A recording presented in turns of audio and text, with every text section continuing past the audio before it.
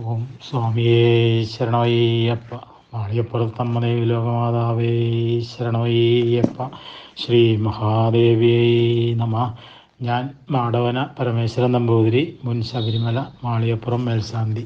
നമ്മൾ രാമായണ തത്വനിരൂപണമാണ് നടത്തിക്കൊണ്ടിരിക്കുന്നത്. നമുക്ക് തുടർന്നുള്ള ഭാഗങ്ങൾ നോക്കാം. ശ്രീരാമ രാമ രാമ ശ്രീരാമ രാമ രാമ ശ്രീരാമ രാമ രാമ ശ്രീരാമചന്ദ്ര ജയാം. സീതാസ്വയംവരം കഴിഞ്ഞ് അവരെല്ലാവരും കൂടി രാജകീയമായിട്ടുള്ള പ്രൗഢിയോട് കൂടിയിട്ട് തന്നെ അയോധ്യയിലേക്ക് പോകുന്ന ഭാഗത്താണ് നമ്മൾ നിർത്തിയത്. ആ സമയത്ത് ഒരു എതിർപ്പിനെ അവർക്ക് നേരിടേണ്ടതായിട്ട് വന്നു എന്നും സൂചിപ്പിച്ചു. എന്തായിരുന്നു എതിർപ്പ്? പരശുരാമനായിരുന്നു ആ എതിരാളി എന്നുള്ളതാണ്. അപ്പോൾ മഹേശ്വര ജാപത്തെ ശ്രീരാമൻ ഭഞ്ജിച്ചു എന്ന് കേട്ടപ്പോൾ ഇളകിയതായിരുന്നു ഭാർഗവരാമൻ. സ്വതവേ തന്നെ ക്ഷത്രിയാന്തകനായ അദ്ദേഹത്തിന് അയോധ്യ രാജകുമാരൻ്റെ വിജയം എന്ന് പറഞ്ഞാൽ അസഹ്യമായൊരു അസ്വസ്ഥമായി തീർന്നു എന്നാണ്. അതായിരുന്നു ആ എതിർപ്പിൻ്റെ കാരണവും. അപ്പോൾ പരശുരാമൻ കലശലായിട്ട് ക്ഷോഭിച്ചുകൊണ്ട് തൻ്റെ കയ്യിൽ ഒരു വില്ലുണ്ട്, അത് എടുത്ത് രാമൻ ഞാൻ കെട്ടിയ അസ്ത്രം തൊടുക്കണം, ഇല്ലെങ്കിൽ തന്നോട് യുദ്ധത്തിന് വരണം. ഇത് രണ്ടും ചെയ്യാത്ത പക്ഷം രണ്ട് രാമന്മാരുണ്ടാവാനായിട്ട് ഞാൻ സമ്മതിക്കില്ല. ഏതെങ്കിലും ഒരു രാമൻ ഇപ്പോൾ നശിക്കണം എന്നൊക്കെയാണ് പരശുരാമൻ്റെ വാദമായിട്ട് കഥയിൽ കാണുന്നത്.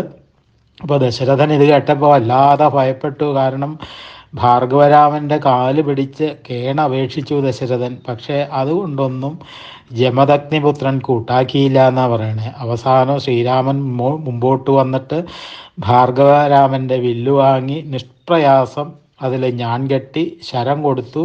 എന്നിട്ട് ലക്ഷ്യം കാണിച്ചു തരാനായിട്ട് ഭാർഗവരാമനോട് ആവശ്യപ്പെട്ടു എന്നാണ്. അപ്പോൾ തൊടുത്ത ശരം മടക്കിയെടുക്കാൻ സാധിക്കില്ല. അതുകൊണ്ട് അതിന് ഒരു ലക്ഷ്യം കാണിച്ചു തരണം, അല്ലെങ്കിൽ തല പോവുമെന്നും ശ്രീരാമൻ പറയുകയും ചെയ്തു. അപ്പോൾ തൻ്റെ കയ്യിലുള്ള അസാധാരണമായിട്ടുള്ള ആ വില്ല് കുലയേറ്റുകയും തൻ്റെ തന്നെ തല ലക്ഷ്യമാക്കുകയും ചെയ്യണമെങ്കിൽ സാധാരണ മനുഷ്യനൊന്നും സാധ്യമല്ല എന്നിരിക്കെ എന്താണ് ഇങ്ങനെ സംഭവിച്ചതെന്ന് വീണ്ടും വീണ്ടും ആലോചിച്ചപ്പോൾ ഭാർഗവരാമന് ബുദ്ധിയായി എന്ന് പറയുന്നത് ശ്രീരാമൻ സാക്ഷാൽ ശ്രീനാരായണൻ്റെ അവതാരമാണ് എന്നുള്ളത്. അപ്പോൾ എല്ലാ അഹങ്കാരവും അടങ്ങി ഭഗവാനെ പ്രദക്ഷിണം വെച്ച് വീണ് നമസ്കരിച്ച് കീർത്തനങ്ങളെ കൊണ്ടും ദിവ്യമന്ത്രങ്ങളെ കൊണ്ടും സ്തുതിച്ച് രാക്ഷസന്മാരെ രാമശരത്തിനു ലക്ഷ്യമാക്കാൻ അപേക്ഷിച്ചു എന്നാണ്. ദീപാന്തരത്തിലുള്ള രാക്ഷസന്മാരെ എന്നാണ്. അപ്പോൾ അത് പ്രകാരം ശ്രീരാമൻ ചെയ്യുകയും ചെയ്തു. അപ്പോൾ ഭാർഗവരാമൻ ശ്രീരാമനാൽ അനുഗ്രഹീതനായി എന്നാണ്. ആയുധം വെച്ച് മഹേന്ദ്രപർവ്വതത്തിലെ തപസ്സിനായിട്ട് പോവുകയും ചെയ്തു. അപ്പോൾ അത് കഴിഞ്ഞ് പിന്നെ വിശേഷ സംഭവങ്ങളൊന്നും കൂടാതെ തന്നെ രാജാവും പരിവാരങ്ങളും അയോധ്യയിലേക്ക് മടങ്ങിയെത്തി. അപ്പോൾ അവിടെ സുഖ സമാധാനങ്ങളോടും സമൃദ്ധിയോടും കൂടിയിട്ട് അവിടെ അവർ സുഖവാസം ആരംഭിച്ചു എന്നൊക്കെയാണ് കഥയിൽ കാണുന്നത്. അപ്പോൾ രാജകുമാരന്മാർ നവവധുക്കളോട് കൂടിയിട്ട് പല രാജകീയ ഭോഗങ്ങളും അനുഭവിച്ചു കൊണ്ടങ്ങനെ അരമനയിൽ സുഖിച്ചു വരണു എന്നാണ്. അപ്പോൾ ശരീരത്തിലെ സകല കാരണങ്ങളെയും അവയവങ്ങളെയും എപ്പോഴും ചലിപ്പിച്ചുകൊണ്ട് വൃത്താകാരേണ ചുറ്റിത്തിരിയുന്ന പ്രാണവൃത്തത്തെയാണ് ഇവിടെ മഹേശ്വര ജാപം എന്ന് പറഞ്ഞിരിക്കുന്നത് എന്ന് നമ്മൾ മനസ്സിലാക്കുക. അപ്പോൾ ഈ വൃത്തികളൊക്കെ കൊണ്ടാണ് ഈ 5 വകഭേദങ്ങൾ പറയപ്പെട്ടിരിക്കുന്നത് എന്നുള്ളതാണ്. പ്രാണൻ ഒന്ന് തന്നെയാണ്. അപ്പോൾ വൃത്താകാരത്തിലുള്ള പ്രാണനെ നിർത്തി നീളത്തിലാക്കി നിശ്ചലമാക്കി തീർക്കൽ തന്നെയാണ് ഈ മഹേശ്വര ചാപഭഞ്ജനം എന്നുള്ളതിലൂടെ ഉദ്ദേശിക്കുന്നത്. അപ്പോൾ അത് പൗരുഷം കൊണ്ടോ ശരീരശക്തി കൊണ്ടോ സാധിക്കേണ്ട ഒന്നല്ല എന്ന് പറയണു. അപ്പോൾ അത് സാധിക്കുകയില്ല അങ്ങനെ. അപ്പോൾ അധ്യാത്മ സാധനങ്ങളെ കൊണ്ടും അധ്യാത്മശക്തി കൊണ്ടും മാത്രം സാധിക്കേണ്ടതായിട്ടുള്ള ഒന്നാണത്. അപ്പോൾ അതാണ് ശ്രീരാമൻ ഒഴിച്ച് മറ്റാർക്കും മഹേശ്വര ജാപത്തെ ഭഞ്ജിക്കാൻ കഴിയാതിരുന്നതും. അപ്പോൾ വിദേഹൻ്റെ ഗൃഹത്തിൽ ത്രിപുരാഹന്താവായിട്ടുള്ള ഭഗവാൻ ശ്രീപരമേശ്വരൻ തന്നെ വെച്ചതാണ് ഈ പറയുന്നതായിട്ടുള്ള മഹേശ്വര ജാപം. അപ്പോൾ ഈശ്വരനാൽ നിക്ഷിപ്തമാണ് ഈ നമ്മുടെ ശരീരത്തിലെ പ്രാണവൃത്തവും ഇല്ലേ. അപ്പോൾ മനുഷ്യനിർമ്മിതമല്ല എന്നുള്ളതാണ്. അപ്പോൾ ആത്മജ്ഞാന തൃഷ്ണ കൊണ്ട് ശരീരാഭിമാനം വിടുന്ന ഒരാൾക്ക് അതറിയാനായിട്ട് സാധിക്കുകയുള്ളൂ എന്നുള്ളതാണ്. അതാണ് വിദേഹൻ്റെ ഗൃഹത്തിൽ വെച്ചു എന്ന് പറഞ്ഞതിൻ്റെ താല്പര്യവും.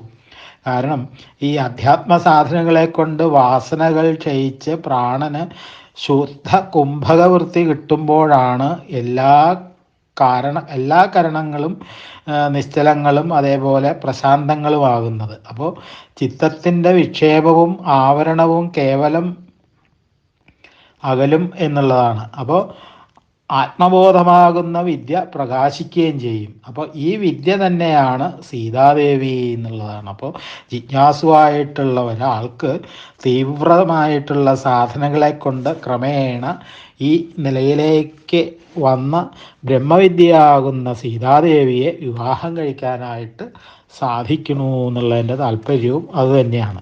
അപ്പോൾ വിദ്യാപ്രസാദം കൊണ്ട് ആത്മബോധമുണ്ടാവുമ്പോൾ ശരീരത്തിൽ കൂടി അതിൻ്റെ ലക്ഷണങ്ങൾ പ്രകാശിക്കും എന്നാണ് പറയണത്.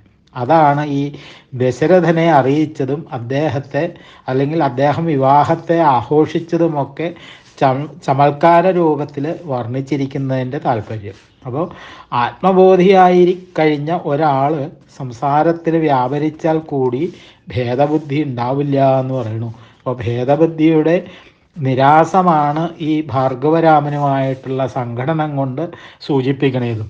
അപ്പോൾ ജീവനും ഈശ്വരനും വാസ്തവത്തിൽ രണ്ടല്ല, ഒന്നാണ്. എങ്കിലും രണ്ടാണെന്ന ബോധം കൊണ്ടാണല്ലോ ഈ നാനാത്വബോധം വളർന്നുകൊണ്ടിരിക്കണേത്. അപ്പോൾ നാനാത്വബോധമുള്ളപ്പോൾ രാഗദ്വേഷങ്ങളും മാത്സര്യങ്ങളും ഒക്കെ ഉണ്ടാവുന്ന പറയണേ. എന്നാൽ നാനാത്വം തീർന്ന് ഏകാത്മബോധം ഉദിക്കുമ്പോഴാണ്, അതായത് താനും ഈശ്വരനും രണ്ടല്ല എന്ന ബോധമുണ്ടാവുമ്പോഴാണ് എല്ലാ രാഗദ്വേഷങ്ങളും മാത്സര്യങ്ങളും അവസാനിക്കുകയും ചെയ്യുന്നത് എന്ന് പറയുന്നു. അപ്പോൾ വാസ്തവത്തിൽ ശ്രീരാമനും പരശുരാമനും രണ്ടല്ല, ഒന്നാണ്. എങ്കിലും രണ്ടെന്ന ബോധം കൊണ്ടാണല്ലോ ഇവിടെ സംഘടന ഉണ്ടായി എന്ന് പറയണത്. അപ്പോൾ ഒന്നാണെന്ന ബോധം ഉദിച്ചപ്പോൾ അവരുടെ രാഗദ്വേഷങ്ങളും മതമാത്സര്യങ്ങളും എല്ലാം അവസാനിക്കുകയും ചെയ്തു. അപ്പോൾ രണ്ട് രാമനില്ല, ഒരു രാമനേ ഉള്ളൂ. ഒരു രാമനെ തന്നെ രണ്ടായി തോന്നുക മാത്രമാണ് ചെയ്യുന്നതെന്ന ബോധ്യം വന്നതുകൊണ്ടാണല്ലോ അവരുടെ സംഘടനം അവസാനിച്ചതും. അതായത് ജീവേശ്വര ഐക്യബോധമുണ്ടായപ്പോൾ നാനാത്വം നീങ്ങി എന്ന് നമുക്ക് മനസ്സിലാക്കാം. അപ്പോൾ സീതാവിവാഹം കഴിഞ്ഞ് അയോധ്യയിൽ മടങ്ങി വന്ന് സുഖവാസം ആരംഭിച്ചു എന്ന് പറഞ്ഞ് വെച്ചാണ് ബാലകാന്ഡം രാമായണത്തിൽ അവസാനിക്കുന്നത് അല്ലേ. അപ്പോൾ ഒന്നാമത്തെ കാണ്ഡം അങ്ങനെയാണ് കഥാഭാഗങ്ങൾ കാണിക്കുന്നത്. അപ്പോൾ ബാല്യകൗമാരദശകൾ കഴിഞ്ഞ് യൗവനത്തിലേക്ക് എത്തി എന്നതുകൊണ്ടാണല്ലോ ഈ ബാലകാന്ഡം അവസാനിച്ചതും. അപ്പോൾ ശ്രീരാമചന്ദ്രൻ്റെ ബാല്യദശയിലെ ചരിത്രങ്ങൾ പറഞ്ഞു കഴിഞ്ഞു ഇവിടെ അല്ലേ. അപ്പോൾ ഇനി നമുക്ക് യൗവനത്തിലെ ചരിത്രങ്ങളാണ് പറയാൻ പോകുന്നത് എന്ന് അവിടെ സൂചിപ്പിക്കുകയാണ്. അപ്പോൾ അങ്ങനെ തന്നെ അധ്യാത്മജീവിതത്തിലെ ബാലപാഠങ്ങളും അവസാനിച്ചു എന്ന് നമുക്ക് പറയാം. അപ്പോൾ ഇനി പ്രൗഢപാഠങ്ങളാണ് അല്ലേ മേൽപോട്ട് പറയാൻ പോകുന്നത് എന്നുള്ളത് നമ്മൾ ധരിക്കണം. ഈ ബാലകാന്ഡ സമാപ്തം എന്നുള്ളത് കൊണ്ട് അതാണ് ധ്വനിപ്പിച്ചിരിക്കുന്നത് എന്നും നമ്മൾ മനസ്സിലാക്കുക. ഇനി അയോധ്യാകാന്ഡമാണ്. അപ്പോൾ അയോധ്യാകാന്ഡത്തിലെ മുഖ്യമായിട്ടുള്ള കഥാഭാഗം എന്ന് പറയുന്നത് ദശരഥൻ ശ്രീരാമചന്ദ്രന് പട്ടാഭിഷേകം നിശ്ചയിക്കലും അതേപോലെ കൈകേയി അതിനെ തടസ്സപ്പെടുത്തലും ശ്രീരാമൻ അച്ഛൻ്റെ സത്യത്തെ സംരക്ഷിക്കാൻ വേണ്ടി സീതാലക്ഷ്മണ സമേതനായിട്ട് കാട്ടിലേക്ക് പോകലും ഒക്കെയാണ്. അപ്പോൾ ആത്മജ്ഞാനം ഉണ്ടായാലും പ്രാരബ്ധം അവസാനിക്കാതെ സംസാരത്തിൽ നിന്ന് നിശേഷം നിവർത്തിച്ച് ആത്മസാമ്രാജ്യത്തിൽ അധിഷ്ഠിതനാവാനോ ജീവൻ മുക്തനാവാനോ സാധ്യമല്ല എന്നാണ് അവിടെ കാണിക്കുന്നത്. അപ്പോൾ വിവേകം നശിക്കാതെ സൂക്ഷിച്ചാൽ മാത്രമേ ഈ ബ്രഹ്മനിഷ്ഠ നിലനിർത്താനായിട്ട് കഴിയുകയുള്ളൂ എന്നുള്ളതാണ്. അപ്പോൾ ആദ്യം തന്നെ നമുക്ക് ആ കഥാഭാഗത്തെ ഒന്ന് നോക്കാം. അതിൽ തന്നെ രസകരങ്ങളായിട്ടുള്ള പല രഹസ്യങ്ങളും ഒളിഞ്ഞു കിടക്കുന്നുമുണ്ട്. ഇപ്പോൾ ദശരഥ മഹാരാജാവിൻ്റെ പ്രഥമ പത്നിയും പട്ടമഹിഷിയും കൗസല്യയാണ് അല്ലേ. വിവാഹം കഴിഞ്ഞ് വളരെ കാലം കഴിഞ്ഞിട്ടും ഒരു പുത്രൻ ഉണ്ടാവാത്തത് കൊണ്ട് കൗസല്യ ഇനി പ്രസവിക്കില്ലെന്ന് തോന്നിയത് കൊണ്ടുമാണ് രണ്ടാമത് സുമിത്രയെ വിവാഹം കഴിച്ചത് എന്ന് പറയണം. അപ്പോൾ സുമിത്രയെ വിവാഹം കഴിക്കുമ്പോഴും കൗസല്യ പട്ടമഹിഷിയാണെങ്കിലും പുത്രനില്ലാത്തത് കൊണ്ട് സുമിത്രാപുത്രന് രാജ്യം കൊടുക്കാമെന്ന് ഒരു പ്രതിജ്ഞയുണ്ട് അല്ലേ. അപ്പോൾ എന്നാൽ സുമിത്രയിലും പുത്രനുണ്ടാവാതെ നിരാശപ്പെട്ട രാജാവ് അവസാനം വാർദ്ധക്യത്തിലാണ് ഈ യൗവനയുക്തയായിട്ടുള്ള കൈകേയിയെ മൂന്നാമത്തെ പത്നിയായിട്ട് വിവാഹം കഴിച്ചത് എന്ന് കഥയിൽ പറയണം. അപ്പോഴും ഈ ആദ്യത്തെ രണ്ട് പത്നിമാർക്കും സന്താനമില്ലാത്തത് കൊണ്ട് കൈകേയിപുത്രന് രാജ്യം കൊടുക്കാമെന്നുള്ളത് ഒരു പ്രതിജ്ഞയാണ് ഇല്ലേ. അപ്പോൾ അങ്ങനെ പറഞ്ഞാണ് വിവാഹം നടത്തിയിട്ടുള്ളത്. അപ്പോൾ നിർഭാഗ്യവശാൽ കൈകേയിയിലും പുത്രനുണ്ടായില്ല എന്നുള്ളതാണ്. അങ്ങനെ ഇരിക്കുമ്പോഴാണ് അശ്വമേധവും പുത്രകാമേഷ്ടിയും ഒക്കെ നടത്തി അതിൻ്റെ ഫലമായിട്ട് രാജാവിന് 4 പുത്രന്മാരുണ്ടായി എന്നാണ്. അപ്പോൾ 4 പുത്രന്മാർ ജനിച്ചത് ഒരു പത്നിയിലല്ല, 3 ഭാര്യമാരിലും കൂടിയാണ് എന്നുള്ളതാണ്. അപ്പോൾ 3 ആൾക്കും അവകാശപ്പെടാം ഈ രാജ്യത്തിന് അല്ലേ. അപ്പോൾ തൻ്റെ പുത്രന് കൊടുക്കണമെന്ന് ഓരോ രാജ്ഞിക്കും രാജാവിനെ വേണമെങ്കിൽ നിർബന്ധിക്കാം.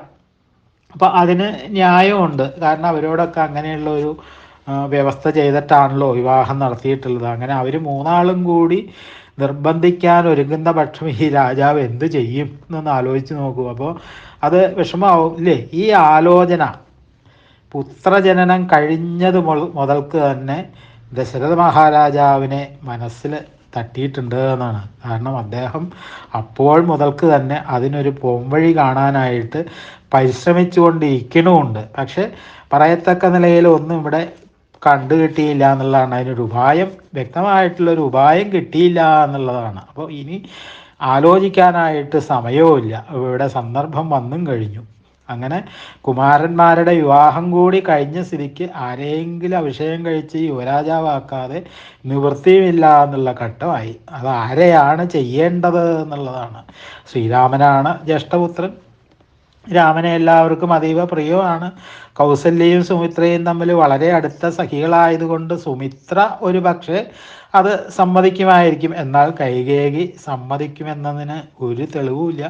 അല്ലെങ്കിൽ തന്നെ കൈകേയി മറ്റ് 2 രാജ്ഞിമാരെ പോലെയല്ല, കുറച്ചധികം ഔദ്ധത്യമുള്ളവളാണ്, വിവരമുള്ളവളാണ്, വിദ്യാഭ്യാസമുള്ളവളാണ്. അപ്പോൾ അതുകൊണ്ട് തന്നെ കൈകേയിയോട് ഈ സംഗതി പറയാൻ രാജാവിന് ധൈര്യമില്ല എന്നുള്ളതാണ്.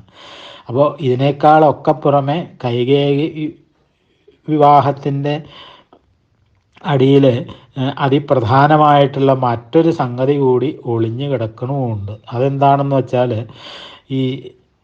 അത് ഇതിലൊക്കെ ഗൗരവമുള്ളൊരു വിഷയം കൂടിയാണ്.